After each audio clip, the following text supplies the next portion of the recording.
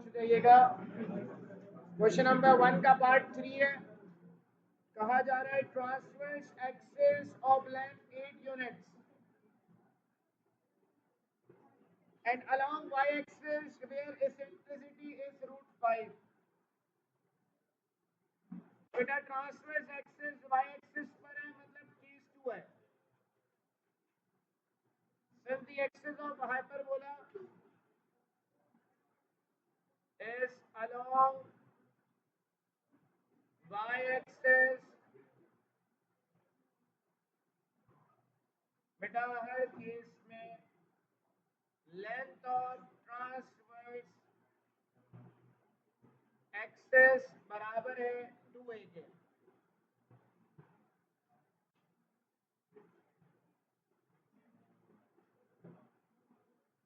मतलब ये 8 के बराबर है।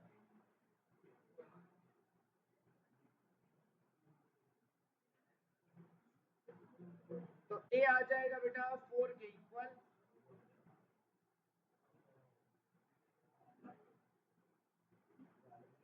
बेटा दूसरी चीज एसेंट्रिसिटी गिवन है। एसेंट्रिसिटी हर केस में c अपॉन a के बराबर होती है। यहां पर e की जगह √5 आएगा,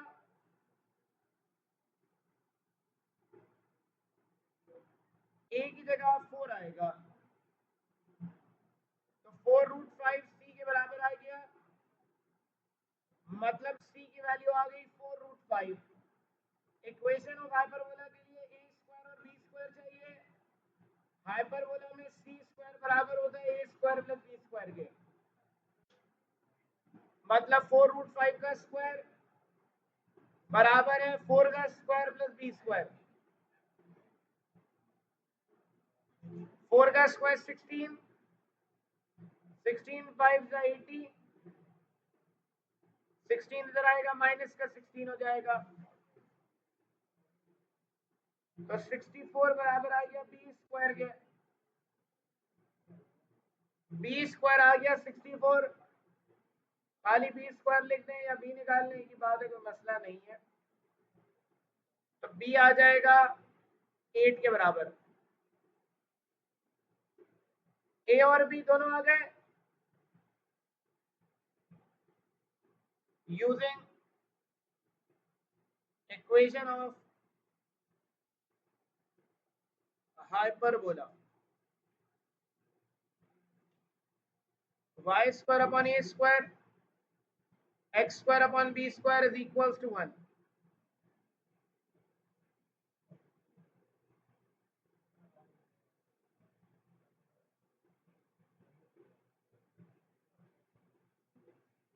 फोर का स्क्वायर 16, 8 का स्क्वायर 64। ये इक्वेशन ऑफ हाइपरबोला आ गई, आंसर है।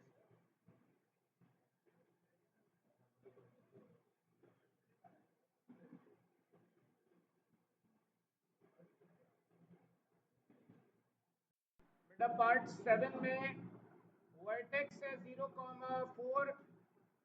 तो ये केस 2 के वर्टिसेस से मिल रहा है, क्योंकि केस 2 में वर्टिसेस होते हैं 0, plus minus a।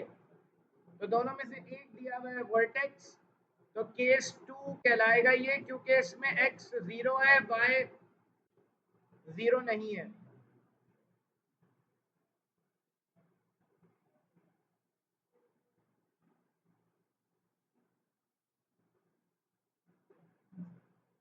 Since the axis of hyperbola is along y-axis,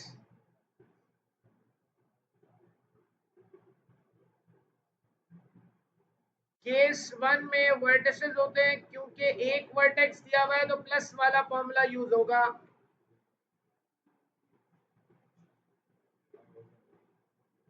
तो a की वैल्यू 4 आ जाएगी। एसेंट्रिसिटी c अपॉन a होती है। e की जगह 2 आ गया, a की जगह 4 आएगा, c की वैल्यू आ जाएगी 8।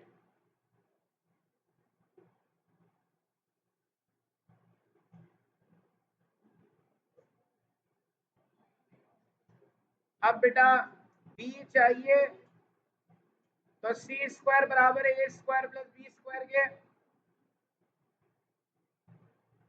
तो 8 का स्क्वायर बराबर है 4 का स्क्वायर प्लस बी स्क्वायर। 64 बराबर है 16 plus B square.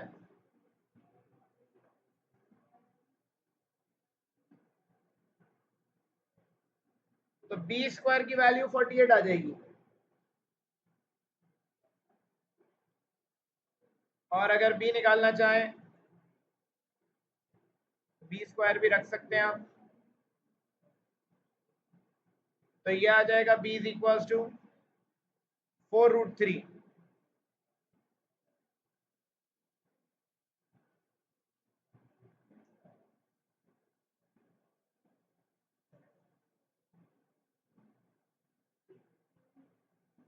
Using equation of hyperbola, case 2 में इक्वेशन होती है y square upon a square, x square upon b square is equal to 1। a square 4 का स्क्वायर, b स्क्वायर की जगह 48 रख दिया, y स्क्वायर अपॉन 16। हाँ बेटा इक्वेशन ऑफ हाइपरबोला केस 2 की यूज होगी y square upon a square minus x square upon b square. a square लिखा हुआ है, a की वैल्यू रख दी 4, a का स्क्वायर इसका स्क्वायर हो गया। b स्क्वायर 48 है, b स्क्वायर की जगह 48 रख दिया, ये आंसर आ गया।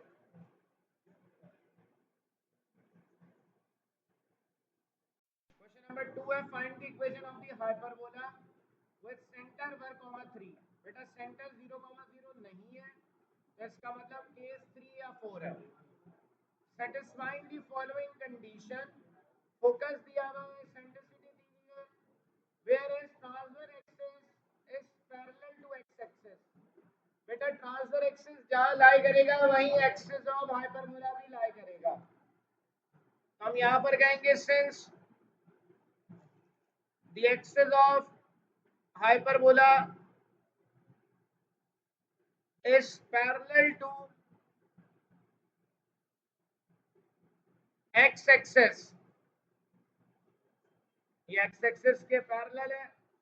सबसे पहला काम, सेंटर हमें पता है, सेंटर होता है h कॉमा k केस 3 और 4 में, यहाँ 1 कॉमा 3 है,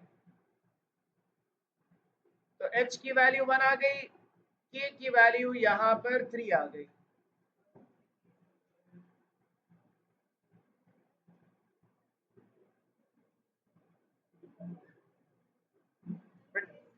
बेटा ये केस 3 है क्योंकि जहां ट्रांसफर एक्सिस लाई करेगा वहां हाइपरबोला का एक्सिस भी लाई करेगा। केस 3 में हाइपरबोला का axis parallel to x axis होता है, केस 4 में पैरेलल टू वाई एक्सिस होता है। बेटा दूसरी चीज यहाँ पर फोकस गिवन है। बेटा केस 3 में दो फोकस होते हैं h plus minus C comma के, लेकिन सवाल में एक फोकस दिया हुआ है, तो हम सिर्फ पॉजिटिव वाला फॉर्मूला आप लेंगे, h प्लस सी कॉमा के हम कहेंगे बराबर है 2 कॉमा 3 के।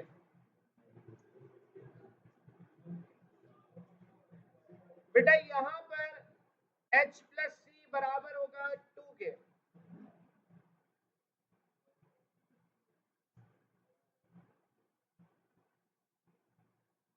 h प्लस सी बराबर है 2 के, h की वैल्यू ऊपर 1 आई है, तो c की वैल्यू आ जाएगी 2 माइनस 1, c आ जाएगा 1।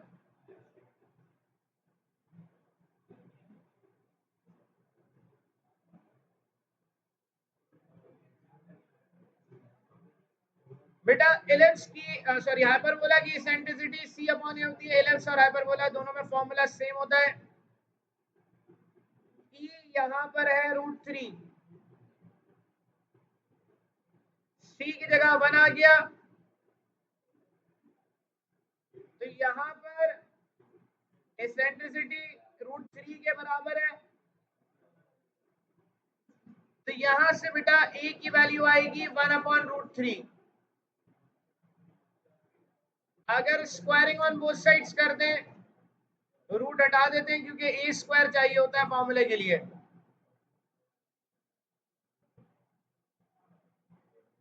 तो ए स्क्वायर आ जाएगा 1/3।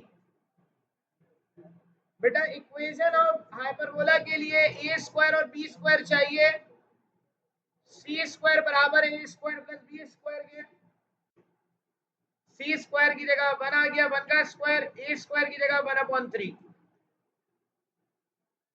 तो 1 माइनस 1/3 बी स्क्वायर आ गया।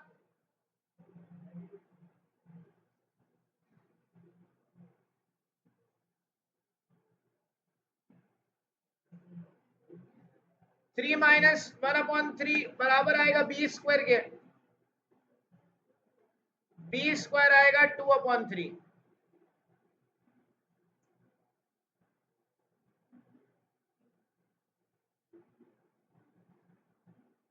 बेटा केस 3 की इक्वेशन यूज करेंगे, using equation of hyperbola. Case 3 में x माइनस एच का स्क्वायर अपॉन ए स्क्वायर, y माइनस के का स्क्वायर अपॉन बी स्क्वायर बराबर है 1 के।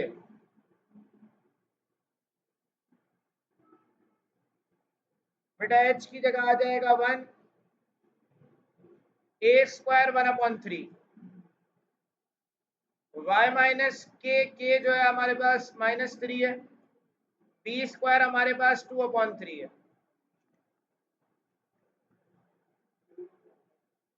बेटा इसको रेसिप्रोकल कर देंगे तो 3 ऊपर आ जाएगा,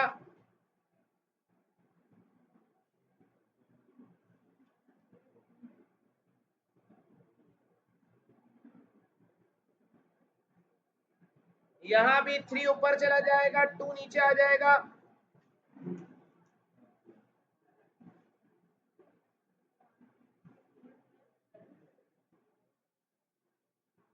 तो ये हमारे पास इक्वेशन ऑफ हाइपरबोला आ गई।